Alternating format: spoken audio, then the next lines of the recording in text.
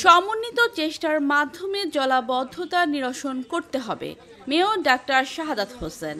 চট্টগ্রামের জলাবদ্ধতা নিরসনে সংশ্লিষ্ট সবগুলো সেবা সংস্থাকে সমন্বিতভাবে কাজ করতে হবে এবং জনগণকে সচেতন আচরণ করতে হবে বলে মনে করেন Chittagong city mayor doctor Shahadat Hossain. সোমবার চট্টগ্রাম মহানগরীতে ভারী বর্ষণ চলাকালে বিভিন্ন জলাবদ্ধতা প্রবণ এলাকা পরিদর্শন করেন মেয়র। চকবাজার, কাতালগঞ্জ, জিএসি, পাঁচলাইশ, ওয়াসা, বাকলিয়া ও লালখান বাজার সহ বিভিন্ন এলাকা পরিদর্শন করেন মেয়র। এ সময় জলাবদ্ধতা সমস্যার সমাধানে দ্রুত ব্যবস্থা নিতে সংশ্লিষ্টদের নির্দেশনা দেন চট্টগ্রাম সিটি কর্পোরেশনের mayor doctor Shahadat Hossain. পরিদর্শনকালে mayor স্থানীয় বাসিন্দাদের অভিযোগ ও ভোগান্তির কথা শোনেন এবং বলেন, জলাবদ্ধতা চট্টগ্রাম নগরের দীর্ঘদিনের সমস্যা। এই কাতালগঞ্জ রোডের পানি নিষ্কাশন ব্যবস্থায় দ্রুত কার্যকর উদ্যোগ গ্রহণ করা হবে। তিনি দায়িত্বপ্রাপ্ত প্রকৌশলীদের নির্দেশ দিয়েছেন অবিলম্বে ড্রেনেজ সিস্টেম সংস্কার করে পানি চলাচলের পথ উন্মুক্ত করতে হবে।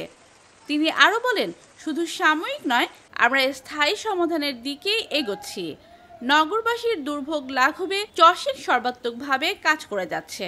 পরিদর্শনকালে তিনি ডেঙ্গু ও চিকুনগুনিয়া সম্পর্কে জনসচেতনতা তৈরিতে লিফলেট বিতরণ করেন এবং মাইকিং কার্যক্রম তদারকি করেন।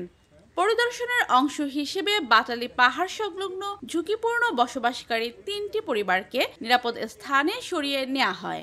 মেয়র জানান, পাহাড়ে ঝুঁকিপূর্ণভাবে বসবাসকারীদের সরিয়ে নিতে আমরা কঠোর অবস্থানে আছি। একই সঙ্গে জনসাধারণকে সচেতন করতে নিয়মিত প্রচার কার্যক্রম চালানো হচ্ছে। বিল্ডিং কোড না মেনে স্থাপনার নির্মাণ নগরীর জলাবদ্ধতা অন্যতম কারণ মন্তব্য করে তিনি বলেন, আমি সরজমিনে পরিদর্শনকালে দেখেছি বেশ কিছু ভবন নির্মাণে বিল্ডিং কোডগুলো তারা মানেনি।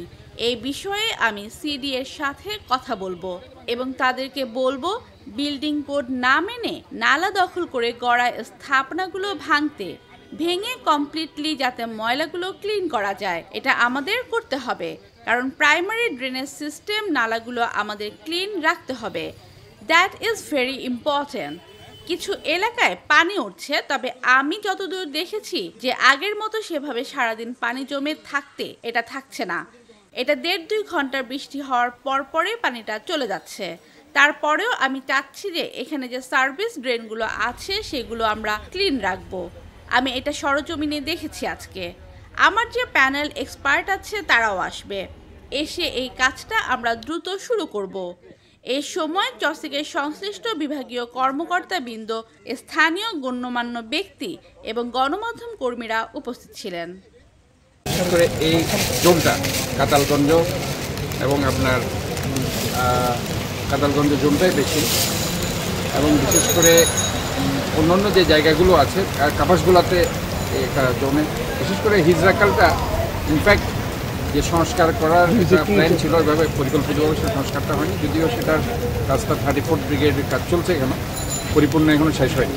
তো হিজরাকালটা কমপ্লিটলি যদি হয়ে যায় তার একটা রেজাল্ট আমরা দেখতে পাবো। তারপরে আমরা দেখতে পাচ্ছি এখানে আমি পুরোটা পর্যবেক্ষণ করলাম সকাল থেকে, এখানে যে সামনে এটা কিন্তু একটা ড্রেন, এটা অলরেডি যারা আছে সেটাকে মানে আপনার সিমেন্ট দিয়ে আপনি ভরাট করে দিয়েছে, বাট সাপোজ এটা করা উচিত না। এটা একটা জালি থাকে এভাবে একটা, সুতরাং খুলে এটাকে ক্লিন করা সম্ভব হয়। তা আমি এই জিনিসগুলো আসলে যারা বানিয়েছে এরা ইনফ্যাক্ট ওই কোডগুলো তারা মানেনি। বিল্ডিং কোড যেটা আছে সেটা আমি দেখি সিটির সাথে একটু কথা বলছি এবং তাদেরকে আমি জিজ্ঞেস করব এবং এটা ভাঙতে হবে। ভেঙে কমপ্লিটলি আমরা যাতে ময়লাগুলো ক্লিন করা যায় এটা আমাদের করতে হবে, কারণ drainage system, primary drainage system নালাগুলো আমাদের ক্লিন রাখতে হবে। That is very important. এবং আমি দেখতে পাচ্ছি এই পাশে ওই বৌদ্ধ মন্দির থেকে শুরু করে এই জোনটা, এরপরে গিয়ে এটা ঠিক আছে, বাট এই জোনটাতে পানি উঠছে এবং পানি আমি যতদূর দেখছি যে আগের মতো যেভাবে সারাদিন পানি জমে থাকতো এটা থাকছে না। এটা 1.5-2 ঘন্টা বৃষ্টি বন্ধ হওয়ার পরে পানিটা চলে যাচ্ছে। তো তারপরে আমি চাচ্ছি যে এখানের যে সার্ভিস ড্রেনগুলো আছে, যেগুলো আপনার প্রাইমারি ড্রেনেজ সিস্টেম নালাগুলো আছে, সেগুলো আমরা ক্লিন রাখবো। আমি এটা সরজমিনে দেখেছি আজকে।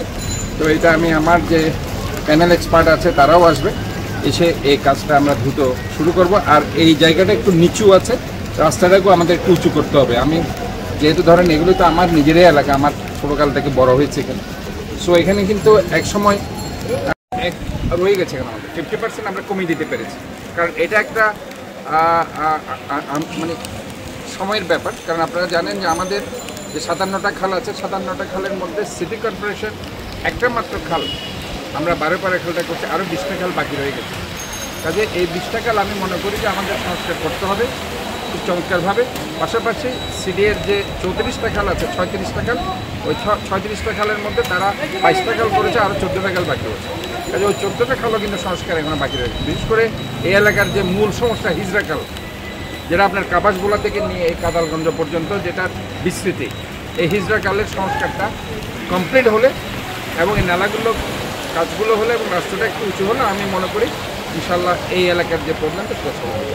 কারণ আমি আমার দৃষ্টিতে এটা বুঝতে পারছি, তো বর্ষাকাল শেষ হলে আমরা রাস্তাটার কাজ ধরবো আর নালার কাজটা আমাদের চলতে থাকবে। আমি এখন দেখে গেছি নালার কাজ আমরা চালাবো, আর খালের কাজটা যারা উন্নয়ন কর্তৃপক্ষ কাজ চলছে, চলমান আছে, এবং আশা করছি সেটা আমরা একটা দৃশ্যমান রেজাল্ট আমরা পাবো। তবে এটা আমি আশা করতে পারি যে আগে যে বদরহাট, মুরাদপুর, বিশেষ করে মির্জাপুর এলাকা এবং মুরাদপুর এলাকাতে যেখানে পানি উঠত, আমরা ওই যে নালার উপরে আমাদের যে মার্কেটগুলো ভেঙে করেছিল আগে যারা ছিল দায়িত্বে, এগুলো ভেঙে দেওয়ার পর থেকে ওই সাইডে আমরা জলজটটা কিছুটা আমরা মিনিমাইজ করতে পেরেছি অনেকাংশেই।